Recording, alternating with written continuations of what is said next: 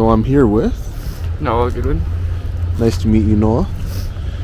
Whereabouts are you from originally? I was born and raised in Red Deer.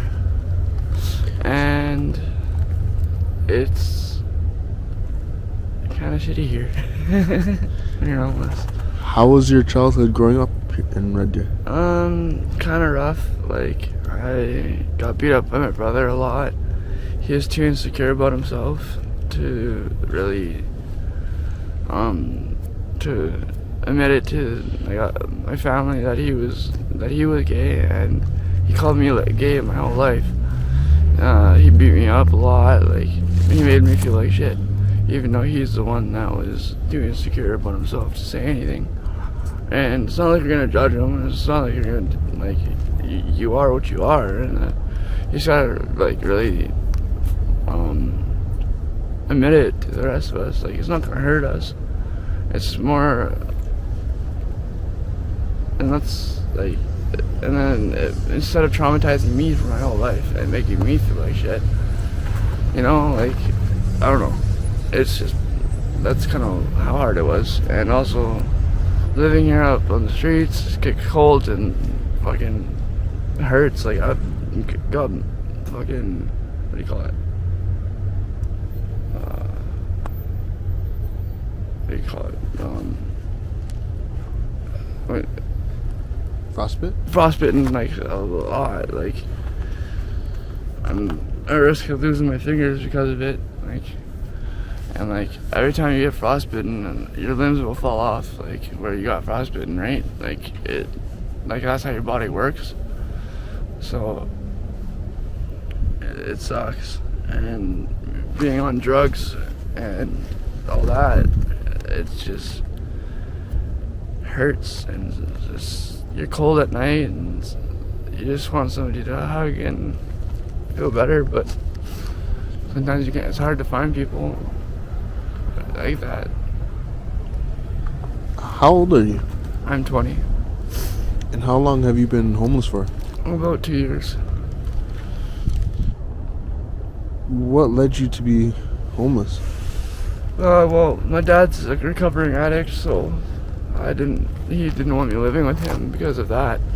And I respected it and understand it, so it just led me to being on the streets. I tried to get clean once, but my mom kicked me out, and from there it just went downhill.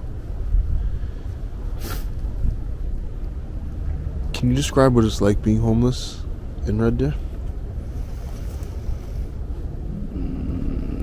It's always, well, for addicts, it's always on for the next move, for the next hit, next drug, because it makes you feel warm, but it's rough. It's so hard on a person. It's like getting up in the morning and feeling lost. And you don't really know what to do. So you find drugs, you find a way to cope with it, but it doesn't really work. Do you remember when you first started doing drugs? Yeah, I was 12. First time I took drugs was when I was 12, and it was meth.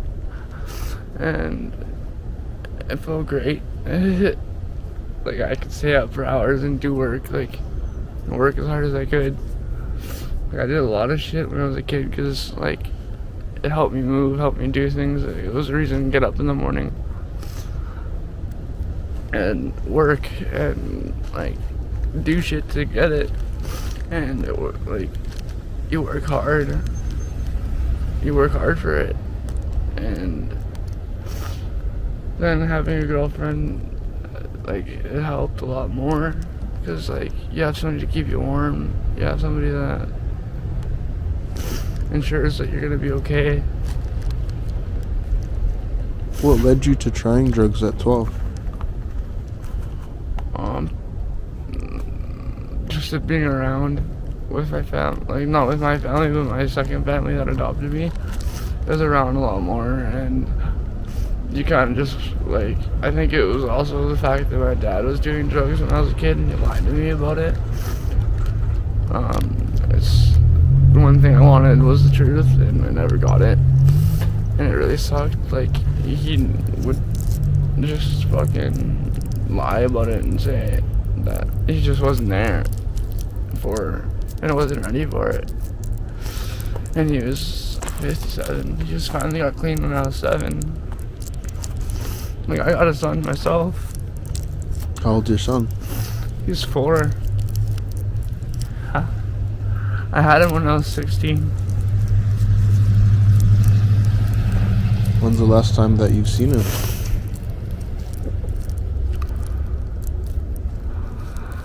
I just got pictures the other day, actually, but I don't get to see him in person. Is he here in Red Deer as well? Yeah, he's in here in Red Deer, and I had him when I was 16, but my girlfriend was 15, and she has him now and takes care of him. She doesn't do drugs. She takes care of him, and I actually, like, don't take care of him because I actually almost strangled him. It was kind of rough. Like, I was stressed out, and I kind of just didn't know what to do. I regret it, but he didn't get killed or hurt or nothing, but he did get a bruise. And I chose not to take care of him because of that. Like, I just knew it'd be better for him if he was just with the mom and taken care of. He's in pre-K now, and he's going on to kindergarten. And he's striving, so I'm happy I choose to have a kid with who I did. Because she's really smart, and she deserves what she's got. So I'm happy for her. How do you cope with being homeless in these conditions? Drugs. Honestly. Like, there's a whole last year I was out in the cold and didn't have anything. Where would you sleep? Outside. On the ground. With a blanket. I didn't have a tarp. Didn't have a tent. Nothing. Just on the ground. Why don't you go to a homeless shelter? At the time, there wasn't, like, a good one. Like, I used to go to Mustard Seed a lot when I was, like, when I was sober. And on the home streets, but, like, it just gets boring. Like, life is, like, I don't know, it just feels like it gets, like, boring when she just done drugs, and it's hard to get off of them because you know it's, like, at least you had something to do during the day. And, like, you work hard on getting it, and you get so distracted with life, and that's pretty much what led me to doing drugs. What are some of the craziest things you've seen while being homeless in Red Deer? Waking up to somebody else dead. It's probably one of the craziest things I've seen. I woke up and she was, like, in another tent, and I didn't sleep in that tent because I was trying to show her that I didn't want a relationship with her. And the one time I don't sleep with her is the time that she dies. And I feel like I could have been there. It's rough. She was so blue. Like, that's not something I wish on anybody. Do you want help? Do you want to get off of drugs? I do, yeah. It's just hard because, like, it's also fun, like, but then you see that and you just don't want to. You want to get help. Like, I want to see my son is the biggest thing. What do you think can be done to help other homeless people in your similar position?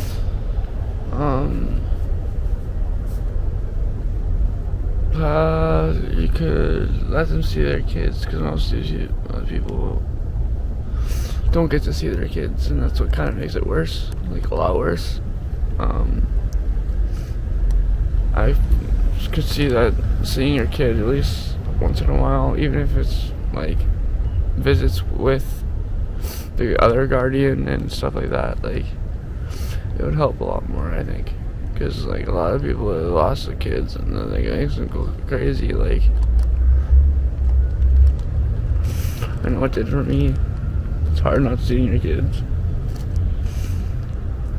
Another thing is another shelter that actually is like kind of like warm up, where it's like easy going. They check your bags. They don't check them because, like, yeah, you're gonna get, maybe you want to get clean, but it's gonna take a bit. Like, a lot of people need more like leniency, and like they need to know that they need to do it themselves. Like, it takes a while to. I know that I've been wanting to do this for years, but it's kind of rough when you don't get to see your kid. It makes you want to do drugs more, like way more. Like,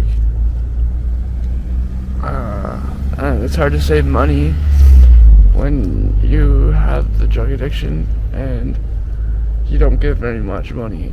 Like, I get like $745, and that's like nothing. You can spend that at freaking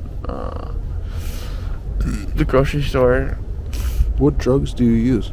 I use meth and down occasionally, but it's mostly because I started doing down because of the sickness. Like, I was around people that were doing it, and I got like hotboxed a lot, and then I just didn't realize that it affected me so much because I got sick when I wasn't around those people.